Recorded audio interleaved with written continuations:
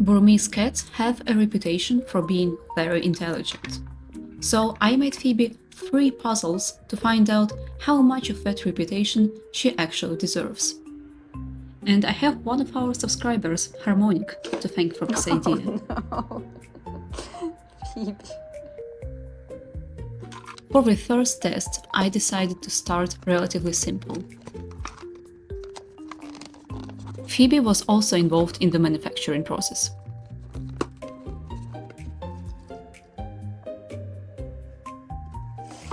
Quality control was unusually hands-on.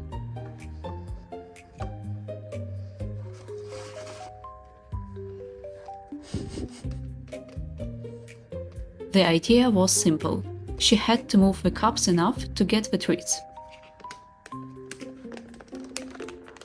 Before doing any actual problem solving, Phoebe checked whether there was an easier option. There wasn't.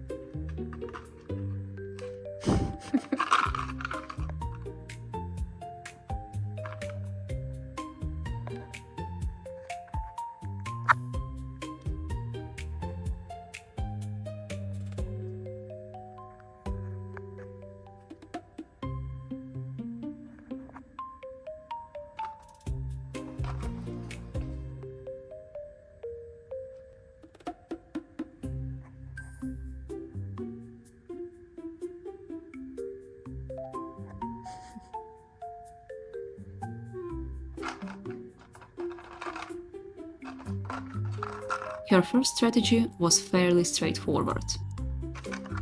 And to be fair, it worked. Good. Okay, that was perhaps a little too easy.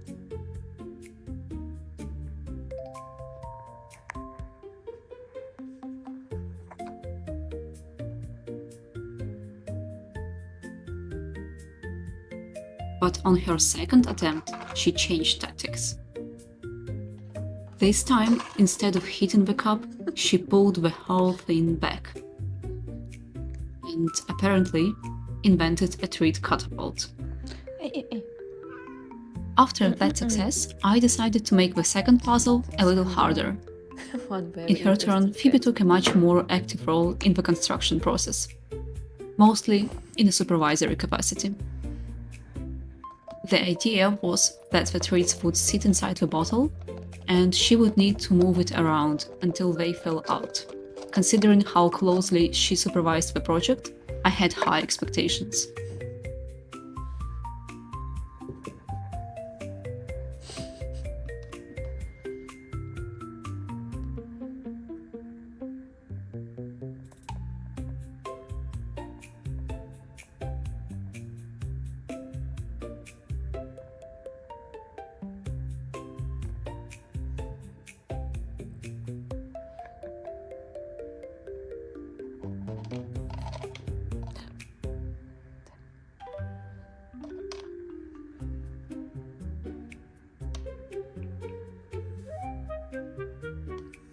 Unfortunately, her involvement ended when construction was complete. She had apparently moved on to other projects.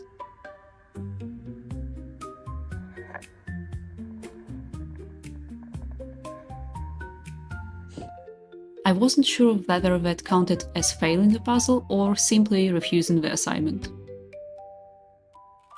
At this point, one puzzle has been solved and one had been rejected entirely. My assistant is already here. Phoebe, say hi.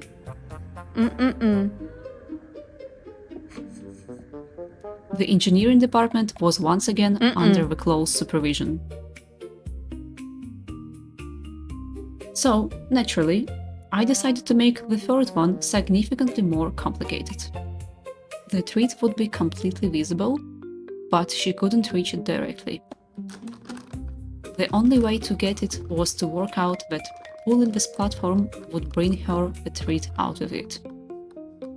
And because apparently I'm now building cat infrastructure, the whole thing needed to sit roughly at Phoebe's head height. My highly sophisticated support system was a jar of pickles.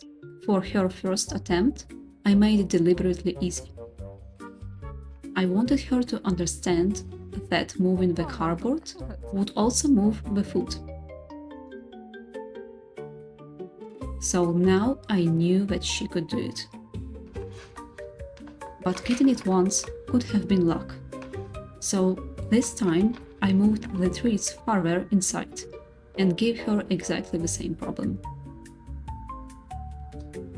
And she did it again. Okay, final test. For the last round, I brought out her favorite treat and put it as far away as the puzzle would allow.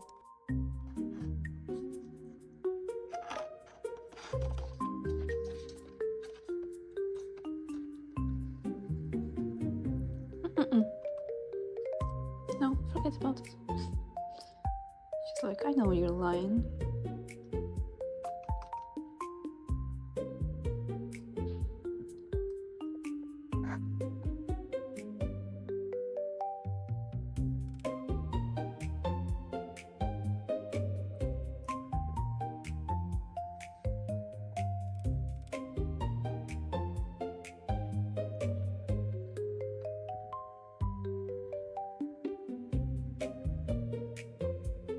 You can get it the same way. There was one flaw in my design. I had apparently failed to account for Phoebe.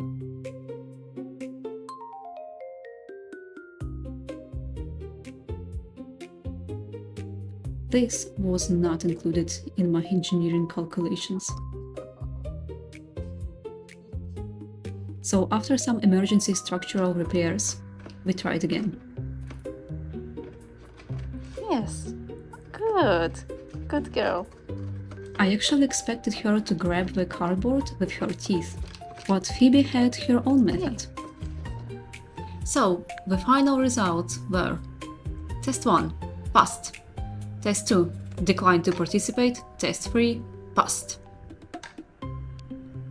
My conclusion is that Phoebe is perfectly capable of solving puzzles, as long as she decides she wants to solve them. And I would like to thank you again to our subscriber Harmonic for this idea. And if you have any other suggestions or ideas, please share them in the comments below, because apparently we are now taking some assignments.